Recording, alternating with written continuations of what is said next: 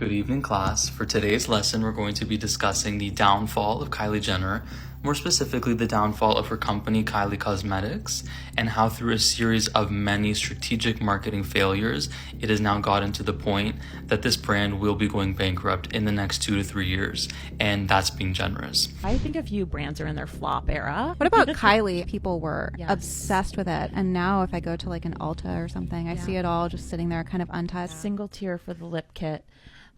Yeah.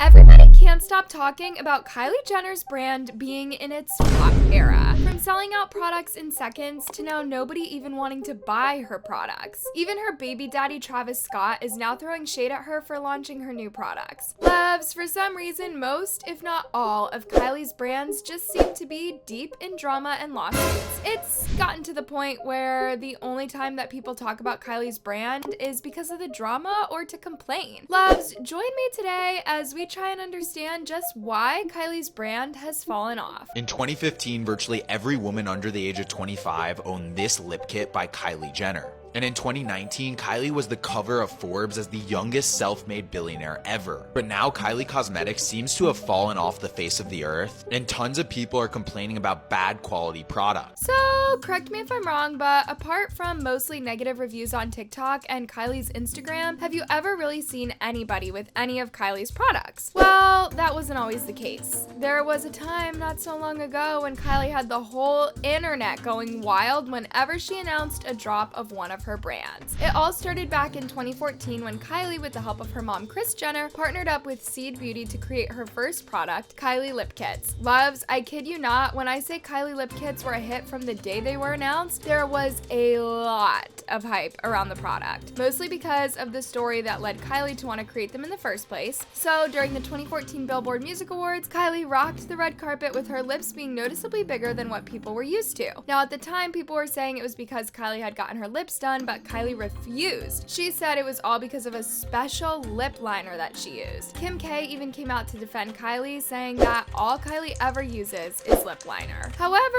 Kim's statement just seems to cause more controversies because earlier in the year, before Kylie debuted her lips on the red carpet, her reps allegedly came out and said that Kylie had a trampoline accident, and that is why her face would look a bit different when people saw her. Y'all, Kylie's lips were all people could talk about for months. This even led to the infamous Kylie Jenner lip challenge. Kids would put their lips in shot glasses and suck out the air, causing their lips to artificially plump up. And because glass isn't flexible, when all of the air was out of the glass and the lips became so huge that they couldn't fit it in the glass anymore, the glass would break, leaving a lot of people who tried the challenge with cuts and bruises, and some even required stitches. Luvs, Kylie's brand was already facing drama before her first product ever dropped. The backlash from Kylie Lip Kit Challenge was so much that Kylie decided to finally address the issue in May 2015, just 3 months before the announcement of her lip kit. On an episode of Keeping Up with the Kardashians, Kylie finally admitted that she had on lip fillers, and it wasn't just her lip liner that made her lips look that way. Later in 2018, she even revealed the reason why she didn't put on lip fillers in the first place. She said, "I was 15 and insecure about my lips. I have really small lips, and it was like one of my first kisses, and a guy was like, I didn't think you would be a good kisser because you have such small lips, but I took that really hard. Just when a guy you like says that, I don't know, it just really affected me. I just didn't feel desirable or pretty. I really wanted bigger lips. I would overline my lips with lip liner just to create the illusion of bigger lips, and then finally, I was like, this lip liner isn't doing it. I ended up getting my lips done." Now, fast forward to 2015, and Kylie finally launched her much anticipated lip kit, and Luvs, it was an instant hit. The kits were selling out in literally seconds. You had to be ready on the site, just waiting to click on the site just to order them, and even then, thousands of people still couldn't get their hands on the product. Kylie definitely enjoyed the success of her lip kit, leading to her change the name to Kylie Cosmetics in 2016 because it was such a hit and she wanted to fully concentrate in the beauty space. Not gonna lie, this rebrand may have been the thing that cemented the King Kylie era. Everyone wanted to look like her. Kylie fans were rocking her signature ombre blue hair color with the lip liner kit. Kylie was such a big big deal during her King Kylie era that she was even affecting other brands like Cartier, because her fans saw her wearing a Cartier bracelet, so they went out and bought them too. By the end of 2016, Kylie Cosmetics was making over $300 million in revenue, and all things good for Kylie, or so she thought. Luvs, by the time 2017 came about, Kylie just couldn't catch a break. By this time, Kylie Cosmetics had fully gotten into the beauty space. Kylie was launching something new like every other month, from concealers, stick lipsticks, and eyeshadow palettes. It was hard to keep up with every new product Kylie was releasing. However, she launched one product that made her fans turn on her almost instantly. Kylie released a 16-piece set of makeup brushes that cost, get this, $360. What?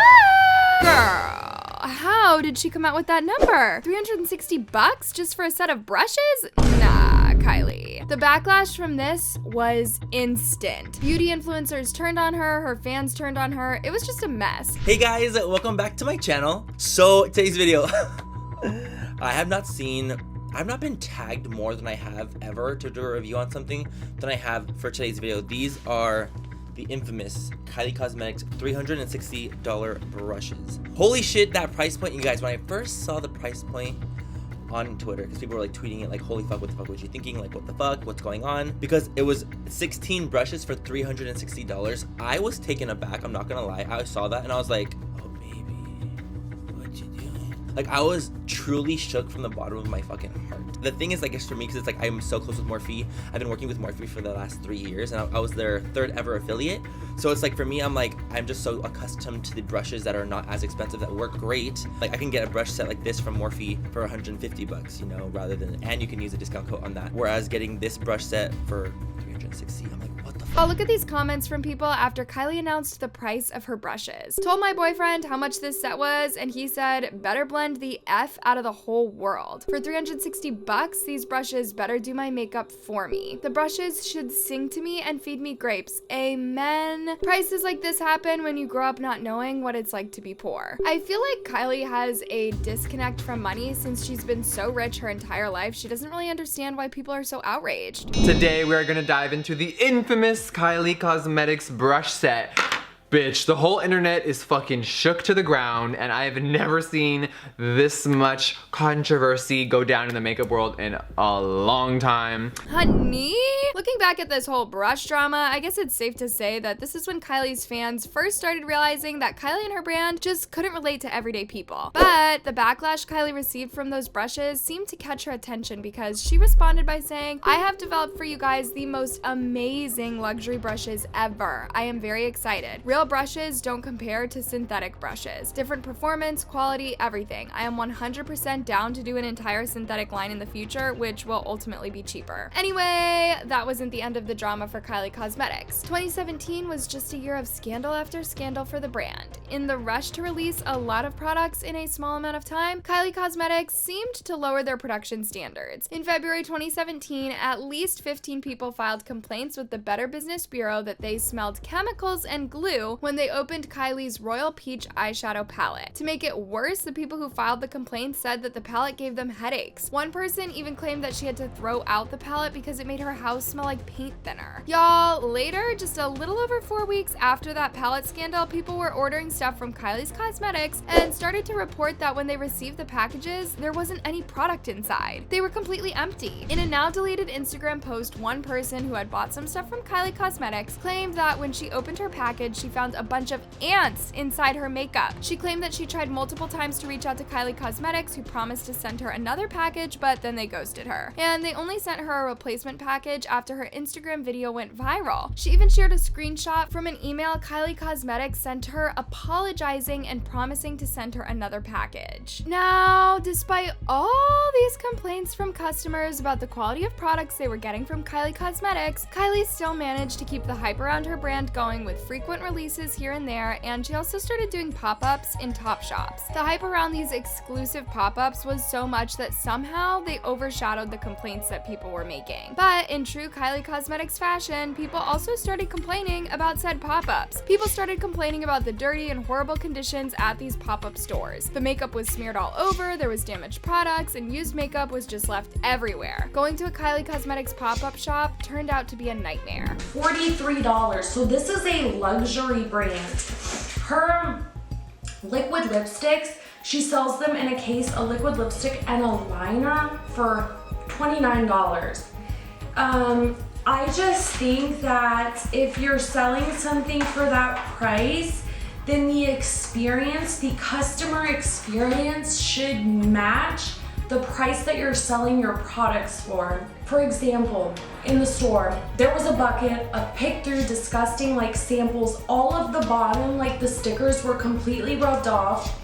So I couldn't even tell, like I was swatching on my hand and I would find a color I liked, but then because the name was rubbed off, like I couldn't match the swatch to a retail product that I wanted to buy because the name was rubbed off. Like the quality control, there was no one like wiping off the testers, or there was no little swabs out. So the testers were so dirty. You know that people were putting it in, putting their lips on. I mean, who knows how much germs are, there's no like, you know how in Sephora they have the little testers, like if you want to use a lipstick, you use a new swab. Or if you want, you know, there's like Kleenexes, just sanitary things that you would need in testing makeup. There was none of that there. After this, Kylie must have decided to do some PR damage control for her brand because the scandals were just getting out of control. But somehow she still ended up being canceled. So Kylie decided to partner Kylie Cosmetics with the charity Smile Train, an organization that raises money to help children in financially struggling countries receive surgeries to fix their cleft lips and cleft palates. Now, Kylie Cosmetics just got the marketing of this campaign wrong. They dropped this ad campaign basically calling kids with cleft lips monsters. The advertisements for this campaign included pictures of cleft lip and cleft palate children and the words, "What if every day felt like Halloween?" Many fans were not pleased by this move, and people were basically shocked at how no one from Kylie's team or even Smile Train didn't notice how insensitive this was. Kylie Cosmetics has failed and only attracts one-time purchasers and not long-time fans. She's almost always sold out and she only sells in a drop. Today's market, people really want that immediate sense of gratification. 2, there's too many barriers to entry to purchasing Kylie's products. You have to order online in order to get her products, and this again doesn't help with immediate gratification. I believe that you also can get them in Ulta, but that takes me to point 3. Kylie's tried to create a brand that looks accessible and created for the everyday consumer, but it's not. It's just ended up in creating a brand that looks cheap, cheesy, and that people don't trust the quality of. Y'all, despite all the drama, Kylie Cosmetics was still going on strong. Forbes even valued Kylie's company at over $800 million in 2018. And Kylie's brand value only grew, adding an additional $100 million to its value by 2019. However, now as we all know, Kylie King was playing with the numbers of her company and she got exposed the same year when Coty decided to buy 51% of Kylie Cosmetics. Now, when Coty bought their stake in Kylie's company, they paid her $600 million. This raised a few eyebrows over at Forbes, who decided to look into Kylie's company further and discovered that Kylie had been overvaluing her company this whole time. Let's talk about the rise and fall of Kylie Cosmetics and what we're going to see from her this year. So when she first launched the lip kits, it was really exciting, it was really cute. I myself had like 20 shades. But then the brand got into really hot water with different lawsuits. Limited edition is not doing so well anymore. So they've not come out with anything innovative and exciting in like forever. Also, the biggest thing is they now no longer set trends, but they follow trends. We're definitely going to be seeing more new products, like complexion products this year from her though. Luvs, this caused a lot of drama, leading to Kylie getting stripped of her billionaire status. Now, after Coty took control of Kylie Cosmetics, they decided to change some things around. They decided to take more control of the brand and make more decisions like getting Kylie Cosmetics into physical stores so that they could sell more products, and that's when they got hit by reality. So it turns out that by making Kylie's product more accessible to people, Coty learned that the hype around Kylie Cosmetics was because of how difficult it was to get. And in reality, most people weren't that interested in Kylie's stuff. Rakuten even reported that the sales of Kylie Cosmetics through their platforms were 62% less than when all the hype was around the product in 2016. The reality was people weren't interested in Kylie Cosmetics. On top of that, the people who did buy the product complained that Kylie's product was of poor quality. Even beauty influencers stopped hyping Kylie Cosmetics, and the few times they did talk about it, it was to complain. I'm sorry, but I will be returning Kylie Jenner's new concealer, the Power Plush Concealer. Don't take me off the PR list that I'm not on. I'm sad because this was my first Kylie Cosmetics purchase. The packaging is super cute. I love the pink. I'm a pink girl. This concealer retails for $27. It claims that it's a concealer that brightens, blurs, and smooths to a natural satin finish. Okay girl, everything sounds so good, then why don't you like it? Personally, I don't agree with this claim. It's super full coverage, heavy, and cakey. It's pretty matte and drying on my under eyes. Luvs, by today's standards, Kylie Cosmetics just doesn't fit in anywhere. Most people complain that their products are thick and heavy, which just isn't what people look for nowadays. People are into a more minimalist, clean girl look now, and Kylie Cosmetics just isn't that. Even Kylie herself has changed her look to a more clean girl look, which is the opposite of Kylie Cosmetics. It's no wonder there was talk that Kylie wants to buy back the 51% of her company from Coty. Maybe she wants to try and save the brand or something. But Kylie Cosmetics is just one of Kylie's problematic brands, because in 2021, Kylie launched Kylie Swim, arguably her biggest flop ever. Kylie Swim was her line of swimwear, but she completely missed the mark with it. You see, the swimsuits, they were made for a specific body type of people, and even then, realistically speaking, you couldn't even swim in them on account of how tight they were. The best you could do is have a quick photo session and then quickly get out of them if you could. Luvs, when Kylie was marketing this line, she looked amazing in it. Kylie was so hyped for this product that she trademarked the name Kylie Swim and Kylie Swim by Kylie Jenner. However, when the product was finally launched, the reviews were horrible. People were complaining about how horrible the product was and how expensive it was as well. Most people who wore it complained about how they felt uncomfortable in it. It's no wonder Kylie abandoned this product very first. Even the Instagram page for the product was deleted, and Kylie has wiped all traces of it from her website. And remember those trademarks she applied for? Well, she abandoned those too.